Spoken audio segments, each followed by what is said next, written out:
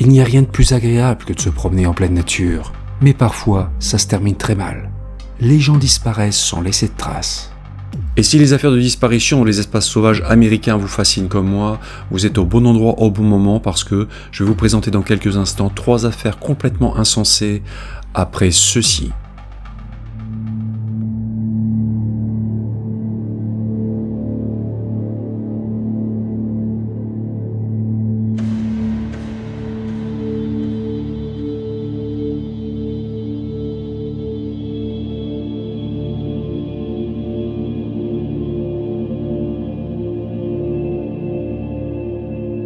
Comme annoncé, on va partir aujourd'hui aux États-Unis pour parler de 3 affaires de disparition très étranges, mais avant toute chose, je tiens à parler de mon sponsor et partenaire depuis pas mal de temps maintenant, CyberGhost VPN.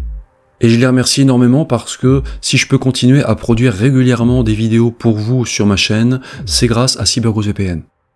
CyberGhost VPN est l'un des moyens les plus sûrs de vous protéger contre les hackers et les sites malveillants, et à notre époque ultra connectée, il devient indispensable. Parce que quand vous êtes dans votre café préféré, dans une gare ou un aéroport, vous utilisez en général un Wi-Fi public. Il faut savoir que ce genre de Wi-Fi n'est franchement pas sécurisé. Et un VPN vous permet justement de protéger vos infos perso, votre adresse IP est cachée et vos données sont cryptées. C'est très pratique aussi chez vous si vous êtes en télétravail. CyberGhost VPN sécurise votre navigation et crypte toutes vos données sensibles. Et vous pouvez naviguer librement sur le net l'esprit tranquille. En plus de l'aspect sécurité, CyberGhost VPN est aussi un expert du déblocage de contenu géorestreint.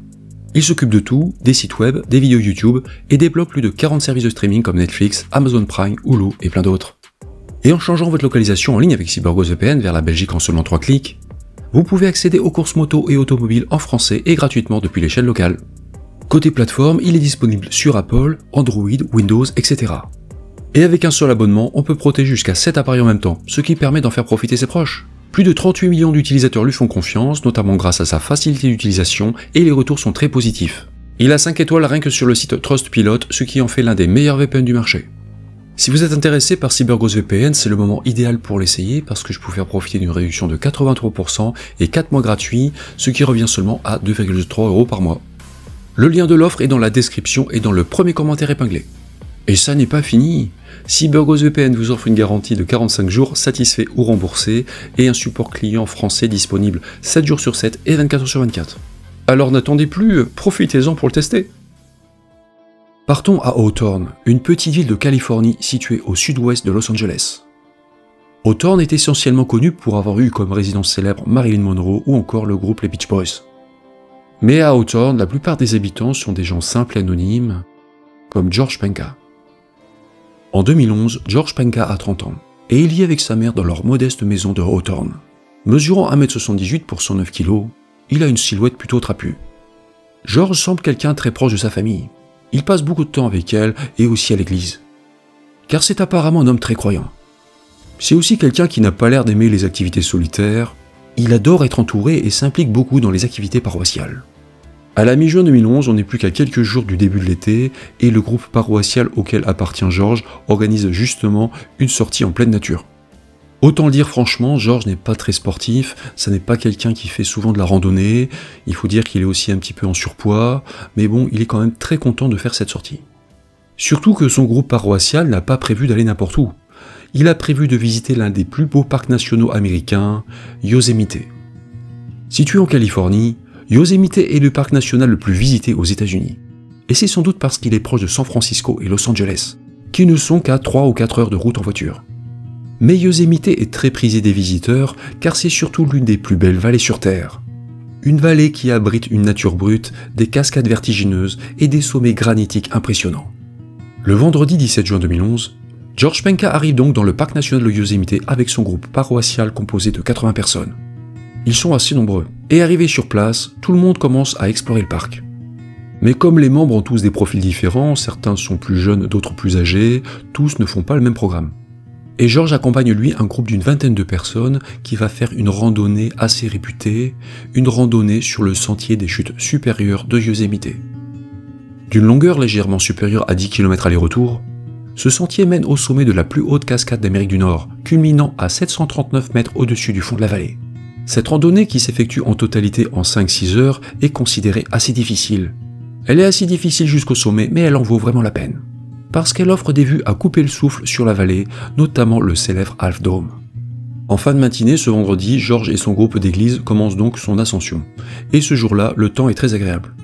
Et lors de cette marche, George porte la tenue suivante. Pantalon de survêtement gris, t-shirt noir et chaussures de running. Et il transporte un sac en tissu bleu contenant un peu de nourriture et d'eau. Même si elle est considérée un peu ardue à la fin, George et son groupe atteignent la fin du sentier où ils profitent tous des panoramas incroyables sur la vallée. Et vers 14h40, il est décidé que chacun redescende le sentier à son rythme. Et il est prévu que tout le monde se retrouve en bas, près du Yosemite Lodge, qui n'est qu'à environ 500 mètres du départ du sentier. Comme je vous ai déjà dit, George Penka est un homme simple, très discret. Il n'a jamais fait parler de lui en fait, jusqu'au 17 juin 2011. Car vers 17h30 ce vendredi-là, le groupe religieux termine sa randonnée. Tout le monde est revenu en bas du sentier, près du Yosemite Lodge, mais quelques membres s'interrogent. Car George n'est pas là. Et la dernière fois qu'on l'a vu, George était en haut de la cascade, avec les autres, quand ils ont fait leur pause avant de redescendre. Ils se mettent à le chercher un moment, sans succès. George est introuvable. Au début, ses amis se disent qu'il est peut-être revenu avant eux, qu'il est peut-être parti dans la vallée sans les prévenir, mais au bout d'un moment, ils se disent qu'il y a vraiment quelque chose qui cloche, et ils décident de prévenir les autorités vers 21h. Une fois la disparition de George Penka signalée, les premières recherches débutent ce soir-là. Mais c'est surtout le lendemain, le samedi 18 juin, que les autorités déclenchent une opération de recherche et sauvetage à grande échelle. Pas moins de 140 personnes, des hélicoptères et 6 chiens de recherche sont déployés sur le terrain pour retrouver le randonneur porté disparu. Les recherches intensives vont durer une semaine à Yosemite, mais on ne va pas réussir à localiser George Penka. Pire, aucune trace de George Penka ne va être trouvée, pas même une empreinte de pas. Effet aggravant, George n'avait pas de téléphone portable avec lui, ce qui rend impossible toute tentative de pinguer son téléphone, c'est-à-dire le géolocaliser. Je n'irai pas par 4 chemins, George Penka n'a toujours pas été retrouvé à l'heure actuelle. On n'a trouvé ni corps, ni vêtements, ni ossements, ni rien. Et on ignore toujours ce qui lui est arrivé. Cette affaire de disparition est vraiment terrifiante pour plusieurs raisons. Parce que d'abord, George a disparu tout près de la civilisation. Il n'a pas disparu au fin fond d'un immense parc national en Alaska, par exemple, mais tout près du village de Yosemite, qui commence à seulement 1 km à vol d'oiseau. Il est juste en contrebas. Et l'homme était sur un sentier de randonnée, certes difficile, mais ultra fréquenté, et la météo était très bonne ce jour-là. Toutes les conditions étaient remplies pour que tout le monde passe un moment merveilleux, mais la balade a tourné au cauchemar. L'autre aspect choquant de cette affaire, c'est que le randonneur n'était pas seul quand il s'est envolé. Il faisait partie d'un groupe de 20 personnes. Quand des personnes partent faire des randonnées solitaires dans des vastes espaces sauvages, on ne s'étonne pas forcément qu'ils puissent disparaître. Parce que s'ils ont un problème, ils ne peuvent souvent compter que sur eux-mêmes. Mais quand elles partent au sein d'un groupe aussi nombreux et qu'elles se volatilisent, on ne comprend pas. Alors, qu'est-il arrivé à George Penka? Aurait-il disparu volontairement? Il aurait par exemple profité de la fin de la randonnée pour partir en catimini et quitter la région. Seulement, rien n'est moins sûr. Parce qu'il n'a pas touché à son compte bancaire par la suite, et pour s'enfuir et vivre durablement sous le radar, il faut de l'argent. Mais la thèse d'une fuite volontaire est surtout hautement improbable en raison de la personnalité de George. Comme déjà dit, il n'avait pas l'air d'être une personne très indépendante parce qu'il vivait encore chez sa mère, et il avait l'air aussi très attaché à sa famille et au groupe religieux auquel il appartenait. Un acte criminel semble également peu crédible dans ce dossier. Car en cas d'enlèvement, une rançon aurait peut-être été demandée. Là, rien, nada. Et aucun indice suggérant un crime, comme des traces de sang, n'ont été retrouvés sur le sentier des chutes supérieures de Yosemite. De plus, George faisait partie d'un groupe de 20 randonneurs. Et dans ce cas, un meurtre est compliqué à réaliser. Il y avait beaucoup trop de témoins potentiels, et là, personne n'a rien vu ni rien entendu de suspect. À la rigueur, s'il était parti avec 1 ou 2 équipiers, on aurait pu suspecter un meurtre éventuel. Mais là, ils étaient vraiment trop nombreux pour ne rien voir. Eh bien, que reste-t-il? L'accident. Lors de la descente, George aurait peut-être glissé ou aurait fait un malaise, car il n'était pas très sportif. Il serait alors tombé le long du sentier. Ok, mais où est passé son corps? Serait-il possible que les secours de Yosemite les manquaient? Peut-être, pour une raison assez simple. Il portait un t-shirt noir, une couleur difficile à repérer au sol. Mais comment expliquer que les 6 chiens pisteurs l'aient aussi loupé? Là, ça commence à faire beaucoup, surtout que les recherches ont quand même démarré assez vite après que sa disparition ait été signalée. Et on sait à peu près dans quel secteur il a disparu.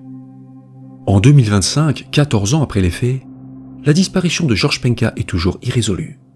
L'enquête reste néanmoins ouverte auprès des services du National Park Service et l'affaire est inscrite sur la base de données NamUs sous le numéro MP37803.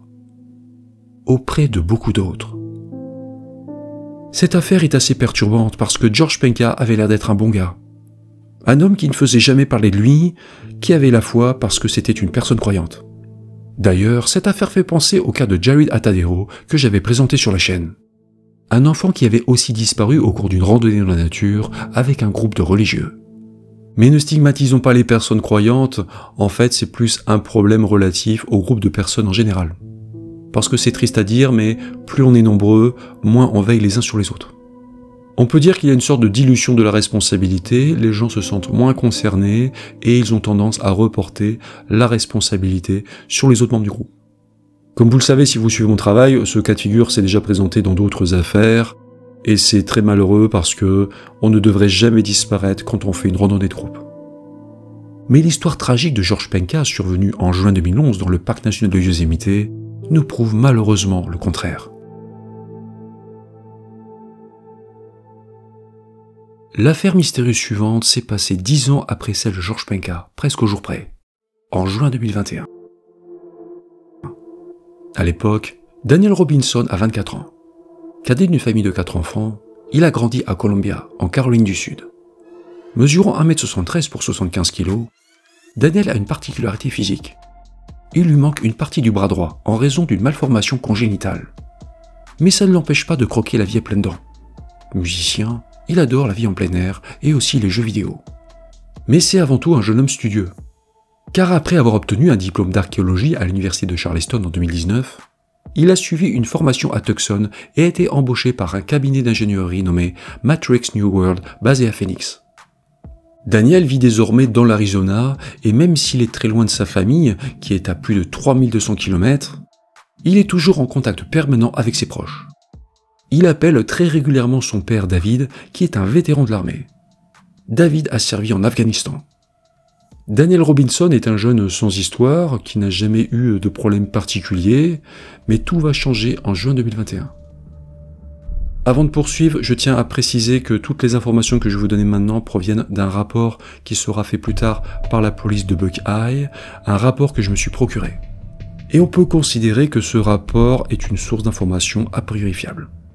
Comme déjà dit, Daniel travaille comme hydrogéologue pour un cabinet nommé Matrix New World, mais apparemment il a un autre emploi. Parce qu'il faut savoir qu'il est courant chez les Américains d'avoir plusieurs jobs en même temps. Et c'est le cas de Daniel. Il fait apparemment des livraisons pour une société nommée Instacar, un service de livraison de courses en ligne. Le 12 juin 2021 au soir, Daniel fait justement une livraison chez une jeune femme nommée Kathleen, qui vit à Lavin, au sud-ouest de Phoenix. C'est un samedi soir et Kathleen se détend avec une copine à elle et toutes les deux ont bu de l'alcool. Elles sont un peu pompettes quoi, et le courant passe bien entre Daniel et Kathleen parce que elle va l'inviter à passer le reste de la soirée avec elle. Elle fait ça parce qu'elle le trouve sympathique et aussi inoffensif selon ses propres termes, parce que Daniel est de petite taille et qu'il présente aussi un handicap. Et selon les déclarations ultérieures de la jeune femme à la police, il ne se passe absolument rien entre eux. C'est une relation purement amicale.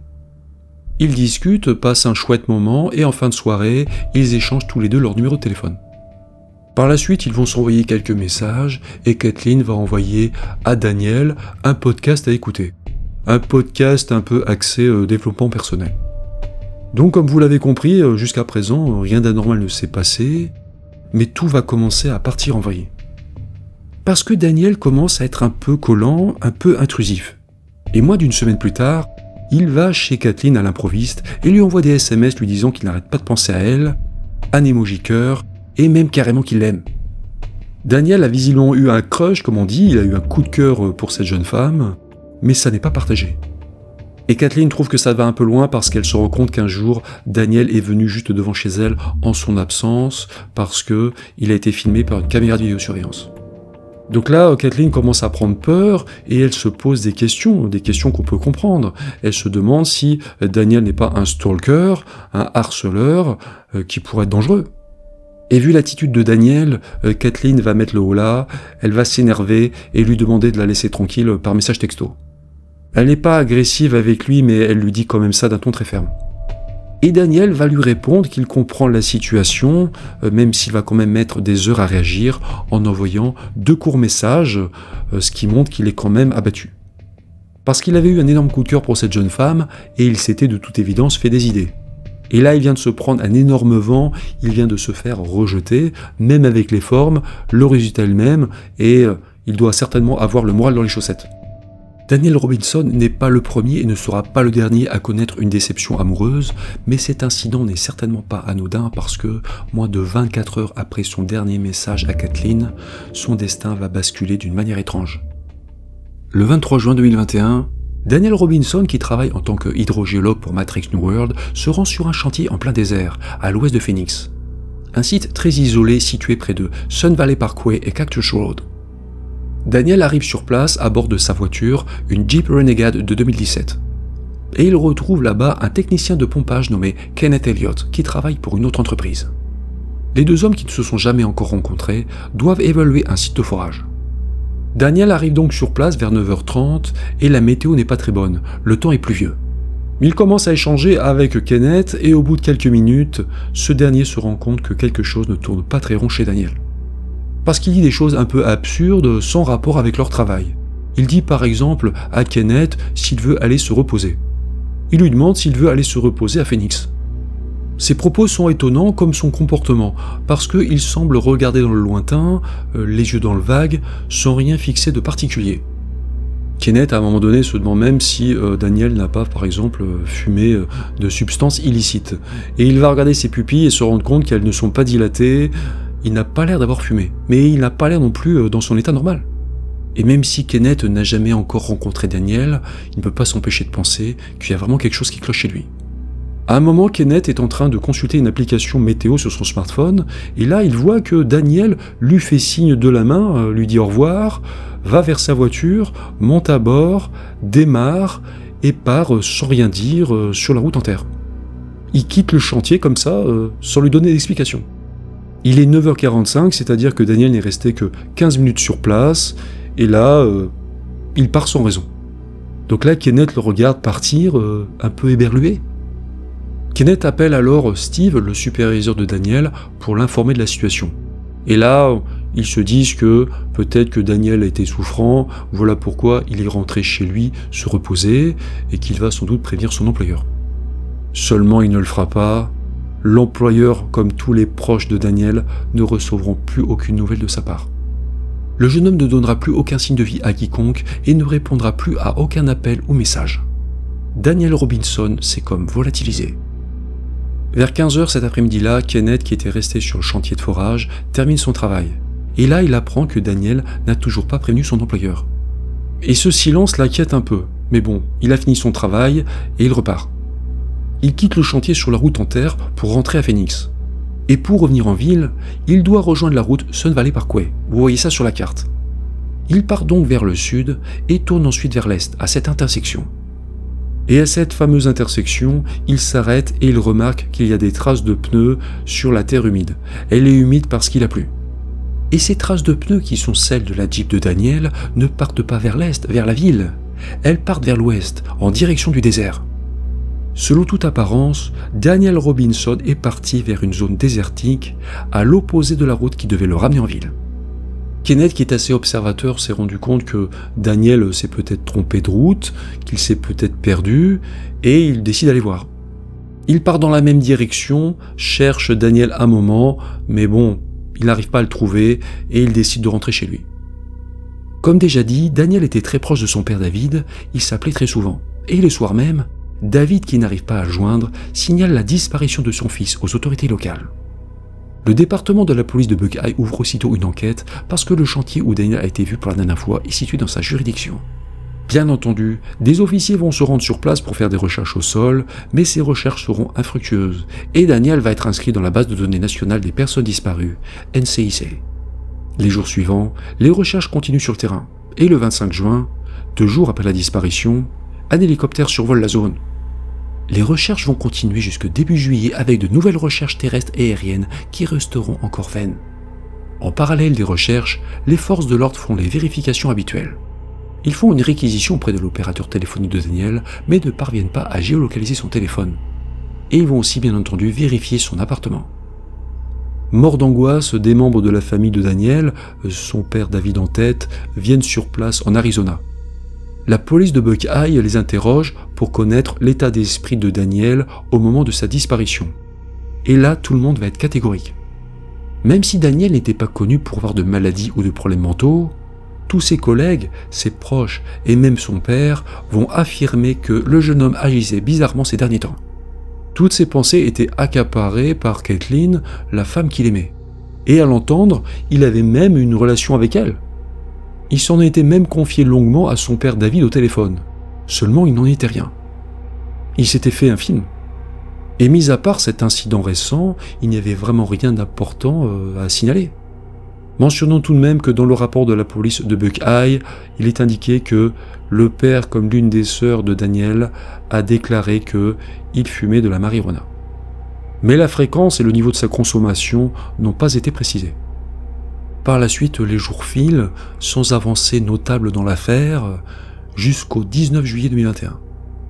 Près d'un mois après sa disparition, un éleveur de bovins retrouve la Jeep Renegade de Daniel. Et le véhicule est dans un petit ravin à moins de 5 km du chantier où il a été vu pour la dernière fois. De toute évidence, le véhicule a eu un accident, parce qu'il est renversé sur le flanc, la carrosserie et les vitres sont abîmées et les airbags sont déployés, ce qui suggère une collision ou un impact. Mais il n'y a plus personne à l'intérieur. Par contre, on va retrouver à l'extérieur, éparpillés autour du véhicule, les clés de Daniel, ses vêtements, ses bottes et son téléphone portable. Mais pas le corps du jeune homme. Et détail important, il n'y a aucune trace de sang dans l'habitacle. Vu les constatations faites sur place et le fait qu'on n'a trouvé aucune preuve d'un acte criminel, le département de la police de Buckeye va logiquement privilégier l'hypothèse accidentelle. Mais David Robinson n'y croit pas. Pour lui, cet accident est suspect parce que on aurait par exemple retrouvé une botte de travail de Daniel coincée sous sa voiture. Une information qui, soit dit en passant, n'est pas dans le rapport de la police de Buckeye. Ce qui est quand même surprenant parce que ce rapport fait 120 pages, il est quand même très complet, assez bien fait, et cette information ne figure pas dedans. C'est peut-être un oubli. Mais il y a quand même d'autres détails perturbants, comme le fait que Daniel s'est déshabillé après son accident. Ou il a été déshabillé, on ne sait pas. Bon, il portait quand même sûrement encore son caleçon, mais on a retrouvé la majorité de ses vêtements sur le sol. On reviendra sur ce détail plus tard. Ne croyant pas à la thèse accidentelle, David Robinson va donc engager un détective privé nommé Jeff McGrath, afin qu'il fasse sa propre enquête. Comme déjà dit, la police de Buckeye va privilégier dès le début dans cette affaire l'hypothèse accidentelle. On ne connaît pas le scénario exact, mais bon, Daniel aurait eu un accident après être reparti, après avoir quitté le chantier, il serait peut-être devenu amnésique et serait parti on ne sait où. En fait, les forces de l'ordre ne savent pas vraiment ce qui est arrivé à Daniel, mais bon, il faut quand même reconnaître qu'elles vont travailler sérieusement parce que, en ce qui concerne la partie accident, elles vont charger une société privée nommée Santan Recon qui est spécialisée dans les enquêtes de reconstitution d'accidents. Ce sont des spécialistes en la matière. Et pour analyser l'accident qu'aurait eu Daniel, ils vont analyser les données enregistrées dans les systèmes internes de son véhicule. Parce que la Jeep Renegade est bourrée d'informatique. Et en gros, son disque dur contient toute l'historique de la voiture. Le 18 octobre 2021, 4 mois après la disparition de Daniel, Santan Recon publie donc son rapport. Et voici ce qui a été trouvé. D'après eux, la Jeep Renegade de Daniel a été impliquée dans un tonneau. Et c'est le seul accident enregistré par les systèmes internes du véhicule. La vitesse a augmenté juste avant l'impact, ce qui pourrait indiquer une tentative de remonter l'autre côté du ravin. Et information à la fois intéressante et troublante, 46 cycles d'allumage ont été enregistrés après l'accident. Ce qui signifie en gros qu'on a essayé 46 fois de tourner le contact, de rallumer le moteur quoi. Là je fais une petite pause pour vous dire que on entend souvent dire que c'est le détective privé Jeff McGrath qui a donné cette information, qui l'a trouvée, or c'est faux. Cette information figurait déjà dans le rapport de police suite au travail de la société Santan Recon. C'était dès le départ dans le dossier d'enquête de la police. Mais l'enquêteur privé engagé par le père de Daniel Robinson est lui convaincu que cet accident est suspect. Et pour dire ça, il se base essentiellement sur le rapport de Santan Recon, sauf qu'il n'aboutit pas aux mêmes conclusions. Il a une autre interprétation, quoi. Pour l'enquêteur privé, ces 46 cycles d'allumage sont suspects. Il pourrait montrer que quelqu'un, et peut-être pas Daniel, a voulu voler la Jeep, je sais pas. Ça cacherait un acte criminel. Mais pour Santan Recon, ça n'a rien de mystérieux. Ça pourrait être juste dû aux tentatives du conducteur, Daniel en l'occurrence, de redémarrer sa voiture ou d'utiliser les systèmes électriques après son accident. Parce que s'il s'est planté avec sa Jeep, s'il est parti dans le décor, il était sûrement sonné et il a peut-être essayé quand même de redémarrer sa voiture pour repartir, je sais pas. Et selon Santan Recon, on ignore combien de cycles ont eu lieu lors du remorquage et quand les enquêteurs ont téléchargé les données informatiques de l'ordinateur de la voiture. Parce qu'à chaque fois, cela provoque un cycle d'allumage. En d'autres termes, une partie de ces 46 cycles d'allumage ont très bien pu être provoqués non pas par Daniel, mais par la police ou les enquêteurs de Santan Recon. Mais ça n'est pas fini. L'argument massu du détective privé pour appuyer sa théorie d'un acte criminel, c'est que le module de contrôle des airbags de la Jeep a révélé que la voiture avait parcouru plus de 17 km après le déclenchement des airbags. Donc là, pour lui, c'est signé, il y a forcément eu une agression, quelque chose de trouble, et ensuite, le véhicule de Daniel a été redéplacé sur 17 km. Sauf qu'encore une fois, Santan Recon n'est pas d'accord, et elle apporte même une explication. D'après cette société, qui encore une fois est spécialisée en expertise et reconstitution d'accidents, un écart de 17 km entre le rapport d'accident et le kilométrage affiché au compteur n'est pas considéré comme inhabituel. Parce que des écarts similaires ont déjà été constatés par les services après-vente des concessionnaires Jeep et d'autres spécialistes de la reconstitution d'accidents. Donc voilà, c'est vraiment une bataille d'experts, parce qu'il y a beaucoup d'éléments très techniques, et c'est assez complexe. On ne peut malheureusement pas tout dire, je ne peux pas tout dire parce que le rapport de police fait 120 pages, il y en aurait pour 3 heures, mais sinon aussi que le détective privé a aussi relevé d'autres détails suspects selon lui, comme des impacts jugés anormaux sur la carrosserie, les vitres et aussi une trace de peinture rouge sur la carrosserie de la Jeep. Une trace de peinture rouge qui pourrait suggérer un accident avec un autre véhicule. En tout cas, pour le détective privé, la voiture de Daniel a clairement eu plusieurs accidents et on a affaire à une mise en scène. Ce que contredit formellement Santan Recon, pour qui il n'y a eu qu'un seul accident qui a eu lieu à l'endroit où on a retrouvé la voiture. Ils sont vraiment pas du tout d'accord les uns avec les autres, et une fois n'est pas coutume, je vais me permettre de vous donner mon intime conviction, j'en ai pas toujours, mais là oui, je vous en ferai part dans quelques instants. Pour en terminer avec les faits, parce que malheureusement cette affaire reste irrésolue à l'heure actuelle, des recherches ont continué par la suite, organisées par David Robinson. Et en juillet 2021, par exemple, des équipes de recherche bénévoles ont retrouvé un crâne dans le désert. Cependant, il a été déterminé plus tard qu'il n'appartenait pas à Daniel. D'autres restes humains seront d'ailleurs retrouvés encore plus tard, sans rapport avec l'affaire. Aujourd'hui, 14 ans après les faits, David Robinson poursuit son combat pour connaître la vérité concernant son fils. Et il a notamment créé un site web. Aidez-nous à retrouver Daniel Robinson. Un site dont je mettrai le lien dans la description de cette vidéo. De son côté, la police locale, la police de Buckeye, a déclaré qu'il n'y avait aucun signe d'acte criminel et que l'enquête était au point mort. Venons-en maintenant à la partie analyse et théorie. C'est une affaire extrêmement complexe, notamment par certains aspects techniques. Je vais essayer de simplifier au maximum les choses et d'être le plus clair possible. Comme vous l'avez compris, il y a en gros deux grandes théories qui s'affrontent dans cette affaire, l'accident et le crime. Et c'est un cas de figure assez classique dans les affaires de disparition. Comme vous l'avez constaté depuis le début, cette affaire est assez mystérieuse, elle a des aspects assez troubles, c'est vrai, mais ça va peut-être vous surprendre, mais je pense qu'il ne faut certainement pas écarter l'hypothèse accidentelle dans ce dossier. Pourquoi? Eh bien parce que revenons aux faits, premièrement, quand Daniel a quitté le chantier, il n'était pas dans son état normal. Ça a été dit et redit. Et d'après le témoin Kenneth, il lui a même demandé s'il voulait se reposer. Daniel a même répété ça 2 fois, et s'il a dit ça à Kenneth, c'est qu'il était peut-être sûrement lui-même fatigué. Il avait peut-être lui-même envie de se reposer parce qu'il n'avait pas assez dormi la nuit précédente. Et l'enquêteur privé a lui-même avancé l'idée que Daniel avait sans doute joué aux jeux vidéo toute la nuit précédente. En résumé, ce matin-là, Daniel n'était pas en forme optimale, c'est le moins qu'on puisse dire. Donc, premièrement, Daniel n'était pas dans son état habituel. Deuxièmement, quand il est reparti, il n'a pas pris la route pour rentrer à Phoenix, vers l'est, mais est parti dans le désert, vers l'ouest.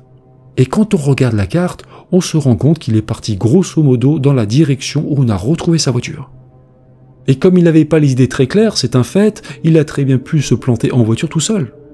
Il n'avait certainement pas besoin de se faire percuter par une autre voiture, surtout dans une zone désertique où il y a peu de passage. Et dans le désert, sur ce genre de terrain accidenté, c'est vite fait d'avoir un accident. Surtout qu'en plus, il pleuvait à ce moment-là. Et troisièmement, le timing pourrait être cohérent avec la thèse d'un accident. Parce que Daniel a quitté le chantier vers 9h45, et information que je ne vous ai pas encore donnée, son téléphone ensuite a été géolocalisé grâce aux analyses poussées sur son appareil, et les enquêteurs ont découvert que ce téléphone était sur le lieu de l'accident vers 10h05 le matin de sa disparition. Donc 20 minutes après avoir quitté le chantier. Pour mémoire, le site de l'accident se trouvait à environ 5 km du chantier. Mentionnons aussi une autre info, j'ai pas pu toutes vous les donner parce que le rapport de police fait 120 pages, c'est extrêmement dense, il y a énormément d'informations, mais celle-là vaut la peine d'être entendue. Dans le rapport d'enquête, il a notamment été indiqué qu'un témoin nommé Billy, qui était un travailleur fédéral, qui travaillait dans les forces de l'ordre, mais bon, qu'il a été en congé apparemment, se trouvait dans le désert au moment de la disparition de Daniel, et qu'il l'aurait même aperçu à 11h30 dans le secteur de sa disparition. Ce qui suggérait que Daniel n'avait toujours pas eu son accident à 11h30 ce matin-là, mais on a relevé des incohérences dans ce témoignage qui ne collaient pas avec les données téléphoniques de Daniel. Et ce Billy, confronté à ces incohérences, a refusé de passer au polygraphe, surnommé abusivement détecteur de mensonges. Et ce témoin, Billy, a finalement déclaré qu'il n'était plus trop sûr de la date, quoi. Par la suite, ce témoin s'est rétracté. L'une des seules informations avérées, c'est que Daniel Robinson était a priori présent sur les lieux de son accident à 10h05 le matin de sa disparition. Par conséquent, il est fort possible qu'il ait eu un accident à cet endroit peu après 10h. Ce scénario qui est assez simple, qui est assez basique au fond, me semble quand même beaucoup plus crédible que celui d'un accident qui serait survenu à 17 km de là, un accident provoqué ou non, qui aurait fait l'objet d'une mise en scène. Après un premier accident qui aurait déclenché les airbags, on aurait refait faire 17 km à cette voiture, sans savoir vraiment comment, est-ce qu'elle roulait vraiment, jusqu'à l'endroit où on l'a retrouvée, à 5 km du chantier. Quand on réfléchit, ça n'a vraiment pas beaucoup de sens. La première hypothèse, qui est la plus simple, paraît la plus crédible. Certains ont douté que le véhicule ait été bien là pendant tout ce temps parce que on l'a loupé pendant les recherches. Seulement, quand on regarde les photos, on se rend compte que le terrain est assez accidenté. Et la police de Buckeye l'a déclaré elle-même. Elle a déclaré qu'il était difficile de détecter cette voiture, même du ciel, en raison du relief. Parce que cette voiture n'était pas sur un terrain plat, elle était dans une sorte de creux. On a parlé d'un petit ravin, bon, ça ressemble plutôt à un creux, et c'est vrai qu'elle était assez difficile à voir. Je vais maintenant revenir sur d'autres détails, comme la botte par exemple. La botte qu'on aurait retrouvée coincée sous la voiture. Parce que cette information n'est pas dans le rapport de police, mais bon, admettons. Le père de David et son détective privé considèrent que c'est la preuve d'un crime. Mais il y a peut-être aussi une explication. Vu que la voiture a fait un tonneau lors de l'accident, est-ce que cette botte n'aurait pas pu être expulsée du véhicule? Parce qu'il y a quand même beaucoup de choses qu'on ignore dans cette affaire. On ne sait pas si Daniel avait effectivement ses bottes aux pieds. Peut-être qu'il avait une autre paire de chaussures. Parce qu'il arrive que des gens qui vont travailler sur le terrain aient une paire de chaussures sèches et leurs bottes. Leurs bottes au cas où ils auraient à aller sur un terrain boueux. Donc on ne peut pas tout à fait écarter la possibilité que cette botte ait été éjectée de la voiture quand elle est partie dans le décor. Revenons sur un autre détail qui est assez perturbant, c'est vrai, c'est le fait qu'on ait retrouvé une grande partie des vêtements de Daniel près de sa voiture. Ce qui implique qu'il était déshabillé. Et bien là encore, il y a peut-être une explication. Si vous vous souvenez bien, quand il a eu son accident, le temps était pluvieux, il pleuvait, et dans le désert, quand il pleut, ça fait pas semblant. Est-ce que quand Daniel a eu son accident, a fait son tonneau, il ne serait pas tombé avec son véhicule dans de l'eau?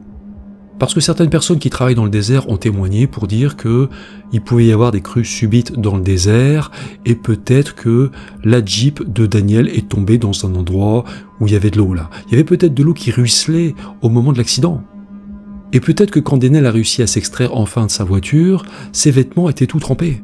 Voilà pourquoi il les aurait enlevés. Daniel aurait enlevé lui-même ses vêtements, il aurait peut-être gardé son caleçon quand même. Mais attention, je ne détiens aucune vérité dans cette affaire, ce sont juste mes propres réflexions, et peut-être que c'est le détective privé et le père de Daniel qui sont dans le vrai. Je ne remets pas du tout en cause la compétence ou le travail de l'enquêteur privé, mais je ne suis pas convaincu par tous ces arguments. Comme celui aussi de la trace de peinture rouge qui aurait été retrouvée sur la carrosserie de la Jeep.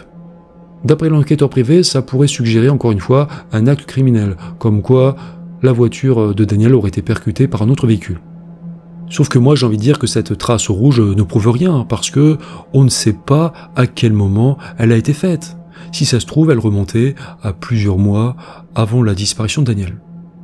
Dernier exemple qui lui est, je trouve, assez tiré par les cheveux, c'est que l'enquêteur privé a visité l'appartement de Daniel Robinson et il l'a trouvé vraiment en désordre. Et il en a tiré la conclusion que quelqu'un avait fouillé ses affaires. Alors que David Robinson, le propre père de Daniel, a lui déclaré que c'était tout simplement parce que son fils n'avait sûrement pas rangé sa chambre. Voilà, donc c'était un dernier exemple, on va en rester là, mais bon, je tenais quand même à revenir sur certains points importants, même s'il y aurait encore énormément de choses à dire. Et même s'il existe encore d'autres zones d'ombre, j'ai quand même l'intime conviction que Daniel Robinson a très certainement eu son accident seul à l'endroit où on a retrouvé sa voiture. Et en fait, le grand mystère dans cette affaire, ça n'est pas vraiment l'accident lui-même, c'est plutôt ce qui est arrivé après. Le grand mystère, c'est de savoir ce qu'est devenu Daniel Robinson. Et là, le champ des possibles est immense. Il a pu se faire une lésion cérébrale, perdre la mémoire et partir seul dans le désert. Et le désert est un endroit où beaucoup de gens disparaissent. Je pense notamment à l'affaire Brandon Lawson que j'avais étudiée sur la chaîne. Mais bon, il faut faire preuve d'humilité et reconnaître que on n'a aucune certitude sur ce qui est arrivé à Daniel Robinson après son accident. Et il a aussi très bien pu faire une mauvaise rencontre et se faire agresser. Ça serait une grosse erreur d'affirmer le contraire parce que le désert est un endroit qui attire des gens peu recommandables et il existe 1 million d'endroits où faire disparaître un corps dans ce type d'environnement. Si le corps de Daniel Robinson a été enterré quelque part dans le désert de l'Arizona, bon courage pour le retrouver. De plus, on est à moins de 150 km de la frontière avec le Mexique où les cartels sont assez redoutables. La violence des cartels mexicains est sans limite, et d'ailleurs je vous renvoie à la vidéo que j'avais tournée au Mexique en 2022. En ce qui le concerne, David Robinson n'écarte pas non plus l'hypothèse que son fils ait été enlevé par un gang mexicain. Mais dans ce cas, ils auraient peut-être demandé une rançon. Là, rien. Voilà donc à vous maintenant de vous faire votre propre avis sur cette affaire qui est à la fois assez complexe et tragique évidemment. Une affaire qui a eu la malchance de survenir en même temps qu'une autre affaire, l'affaire Gabby Petito, une influenceuse web qui avait disparu fin août 2021. L'affaire Gabby Petito avait monopolisé l'attention des médias américains au détriment d'autres affaires comme la disparition de Daniel Robinson. La seule chose certaine aujourd'hui, c'est que David Robinson est plus que jamais combatif pour savoir ce qui est arrivé à son fils. Et c'est tout ce qu'il faut lui souhaiter. Les deux affaires que nous venons de voir sont à la fois mystérieuses et perturbantes, mais la suivante l'est encore plus parce qu'elle concerne un enfant. Et c'est une histoire très ancienne puisqu'elle remonte à il y a presque 90 ans. Situé dans le centre-nord de l'État du Colorado aux États-Unis, à 55 km au nord-ouest de Denver, le parc national des montagnes rocheuses regorge de nombreuses merveilles de la nature. Faune et fleurs sauvages, lacs cristallins, chutes d'eau impressionnantes et immenses forêts. C'est en quelque sorte la Mecque des randonneurs, alpinistes et amateurs de plein air. Et c'est cette destination qu'a choisi une famille de Denver, la famille Beilharz, pour aller camper lors du week-end de la fête de l'indépendance. Le samedi 2 juillet 1938, Monsieur et Madame Beilharz établissent leur campement avec leurs nombreux enfants dans le Rocky Mountain National Park, plus particulièrement dans le secteur où se rencontrent deux rivières, la Fall River et la Roaring River, à l'ouest d'Estes Park. Ils pêchent toute la journée dans la rivière dans cette zone sauvage des montagnes rocheuses et tout le monde passe un bon moment. Après une nuit passée sous la tente, la famille Beilharz se lève tôt le dimanche matin pour une nouvelle journée de pêche. Après leur réveil, ils vont faire un brin de toilette dans une rivière à proximité. Et Monsieur et Madame Beilharz partent avec leur plus jeune fils, un blondonnet âgé de 4 ans nommé Alfred. Sûrement parce que c'est le moins autonome. Ses frères et sœurs sont plus âgés que lui et peuvent sans doute se débrouiller seuls. Ils font donc leur toilette près de la rivière et quelques instants plus tard, Ils retournent en direction de leur campement qui n'est pas très loin. Ils doivent juste suivre un sentier qui longe la rivière. Donc ils repartent, et tandis qu'ils marchent tranquillement sur le sentier, Monsieur et Madame Billard se rendent compte soudain que leur fils n'est plus là. Quelques instants plus tôt, Alfred était juste derrière lui, un peu en train de traîner, et quand il s'est retourné, il s'est rendu compte qu'il avait disparu. Et Monsieur et Madame Billard n'ont rien vu, rien entendu de particulier. Évidemment, les parents font demi-tour, ils remontent vite le sentier pour essayer de retrouver leur fils, seulement Alfred est introuvable. Incapables de retrouver leur fils, les Billards foncent alors à l'entrée du parc national pour prévenir les park rangers, les fonctionnaires notamment chargés de la sécurité des visiteurs. Et ces derniers ont tout de suite un scénario précis en tête. Ils pensent que l'enfant est tout simplement tombé dans la rivière. Les park rangers vont donc vite aller sur place, ils vont employer les grands moyens. Ils vont même aller jusqu'à bloquer l'eau de la rivière pour mieux la fouiller. Et ils vont installer un grillage en aval de la rivière pour retenir d'éventuels indices. Pendant 5 jours, des centaines de personnes vont fouiller la rivière et ses abords. Pas moins de 6 km de rivière vont être vérifiés, on va soulever chaque pierre, vérifier dans chaque trou, à la recherche d'Alfred. Sans réussite. De toute évidence, Alfred Billard n'est pas tombé à l'eau. Ce qui confirme l'intuition de ses parents, Monsieur et Madame Billard, qui sont persuadés que leur fils n'a pas eu d'accident, mais a été enlevé. Car Alfred n'est pas du tout du genre à partir vadrouiller seul, et il était plutôt obéissant. Les parents d'Alfred ont l'intime conviction que leur fils a été kidnappé, seulement ils ne peuvent pas le prouver. Après s'être concentrés durant 5 jours sur la rivière, les park rangers vont lancer ensuite des recherches terrestres. Ils inspectent le terrain environnant avec des chiens spécialisés. Des chiens pisteurs du pénitencier d'État du Colorado, situé dans le coin. Et les chiens vont apparemment trouver une odeur sur le sentier. Ils vont même le remonter sur 150 mètres jusqu'à un embranchement où là ils vont tous s'arrêter. Ils vont tous s'arrêter, s'allonger par terre et c'est terminé. Ils n'ont pas l'air de vouloir continuer et on ne sait pas pourquoi. Est-ce qu'ils ont complètement perdu la trace olfactive? Est-ce qu'ils ont peur? On ne sait pas. Le comportement de ces chiens est très bizarre, mais pas autant que le témoignage qui va suivre. Ce témoignage concerne une observation qui a été faite le 4 juillet 1938. Le lendemain de la disparition d'Alfred. Environ 24 heures après la disparition de l'enfant, Monsieur et Madame Hills, un couple de Denver, est en train de revenir d'une randonnée de plusieurs jours dans le parc national des Montagnes Rocheuses. Ils sont à presque 10 km à l'ouest du campement des Billards, mais plus en altitude, et ne sont pas au courant de la disparition d'Alfred. Ils n'en ont pas entendu parler. À un moment donné, le couple s'arrête pour faire une pause, pour souffler un peu, et tandis qu'ils se reposent, ils entendent soudain un bruit derrière eux. Ils entendent un bruit qui semble venir de la montagne au-dessus d'eux. Ce bruit est assez distant et les randonneurs se retournent et commencent à observer. Ils commencent à observer la montagne pour voir d'où vient le bruit et pour mieux voir, M. Hills attrape une paire de jumelles qu'il emporte toujours avec lui pour observer la faune sauvage. L'homme observe donc la montagne et la jumelle pour voir d'où provient le bruit et là il n'en revient pas. Car il aperçoit un petit garçon au bord d'une corniche rocheuse à 100 mètres au-dessus d'eux, vers le sommet. Monsieur Hills, qui n'en revient pas, passe ses jumelles à sa femme en disant que les parents de cet enfant sont vraiment irresponsables de le laisser jouer au bord du vide. Madame Hills regarde à son tour et voit aussi l'enfant. Mais quelques instants plus tard, le petit disparaît brusquement, il est, semble-t-il, tiré en arrière. Il disparaît complètement de leur champ de vision. Bon, par la suite, Monsieur et Madame Hills vont repartir, ils vont redescendre dans la vallée et en fin d'après-midi, revenir à leur voiture sur le parking et rentrer chez eux à Denver. Le lendemain matin, Monsieur Hills fait comme d'habitude, il lit le journal, le Denver Post, et là, il découvre que la disparition de Alfred Billard fait la une. Et quand il voit la photo de l'enfant, il manque de s'étrangler. Parce qu'il ressemble énormément au petit garçon qu'il a vu la veille avec sa femme. L'enfant qu'il avait vu sur la corniche rocheuse dans la montagne. Donc là, Monsieur et Madame Hills décident de repartir sans tarder au parc national des Montagnes Rocheuses pour parler aux park rangers. Ils racontent aux park rangers ce qu'ils ont vu et après avoir fait des vérifications et aussi des recherches sur la carte, les employés du National Park Service vont réussir à identifier l'endroit où on aurait vu l'enfant. Et ce lieu, un pic rocheux accidenté à l'aspect sinistre, ne s'appelle pas n'importe comment. Son nom est Devil's Nest, sur le mont Chapin. Devil's Nest qui signifie le nid du diable. Les park rangers enregistrent le témoignage des Hills, mais ils sont quand même sceptiques.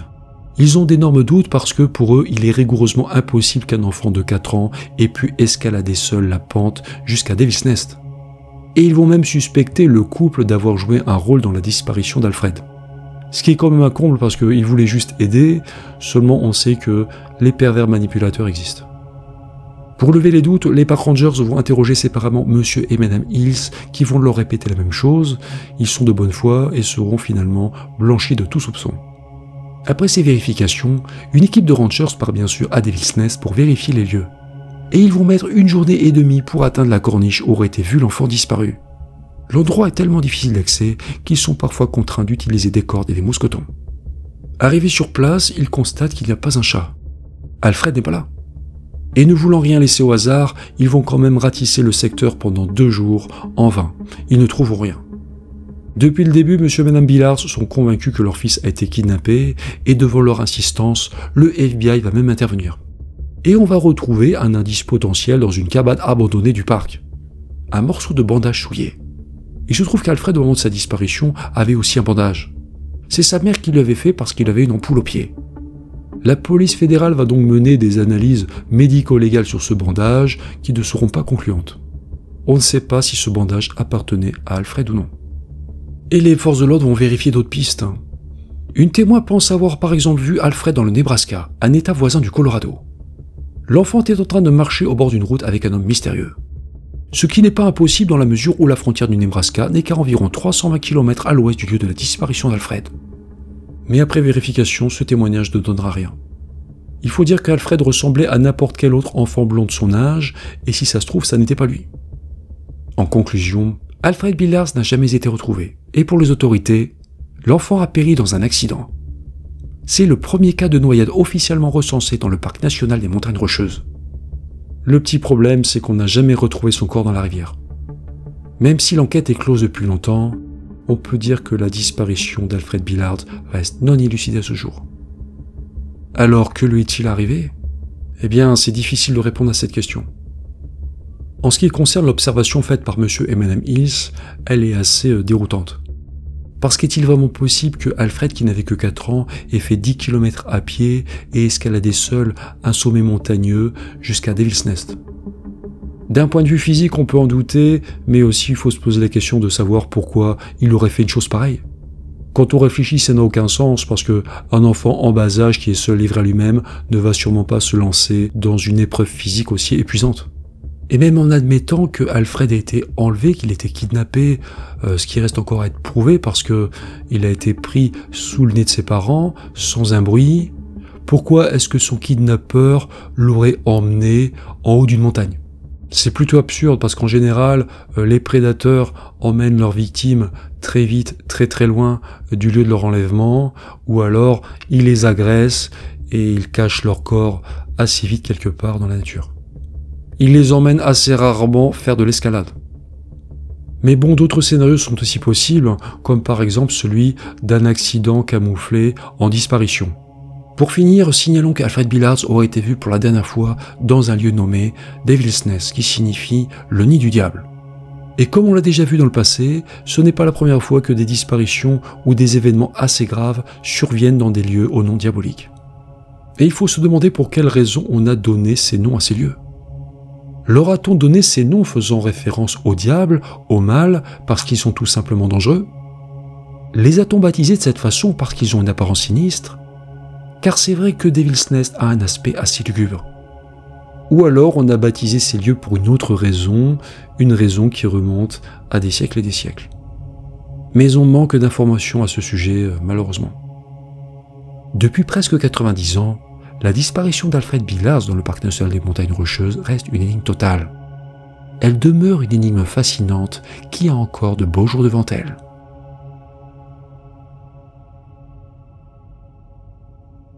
Voilà, c'est fini pour aujourd'hui. Si vous avez vos propres théories dans ces affaires, n'hésitez pas à les partager dans les commentaires. C'est souvent intéressant de les lire. Si vous avez apprécié cette vidéo, je vous remercie de mettre un pouce en l'air et aussi de partager cette vidéo sur les réseaux sociaux ou ailleurs. Parce qu'un petit partage ne coûte rien et c'est une grande aide donnée aux créateurs de contenu. Grâce à vous, d'autres spectateurs découvrent ces vidéos. Et pour ne louper aucune vidéo qui sorte maintenant le dimanche ou le mercredi et aussi soutenir la chaîne, je vous invite à vous abonner en activant la cloche. Pour tout ça, merci. Un grand merci aussi évidemment à CyberGhost VPN d'avoir sponsorisé la vidéo d'aujourd'hui. Je vous invite une nouvelle fois à essayer cet excellent service VPN à un prix incroyable avec mon code promo, parce qu'en faisant ça, vous soutenez aussi mon travail et la chaîne. Vous n'avez qu'à cliquer sur le lien dans la description et vous obtiendrez alors une confidentialité numérique complète pour seulement 2,03 € par mois. En ce qui nous concerne, on va se retrouver prochainement pour une nouvelle vidéo inédite. Je compte sur votre présence à ce rendez-vous ainsi qu'au suivant. Dans l'immédiat, portez-vous bien et surtout, ne disparaissez pas.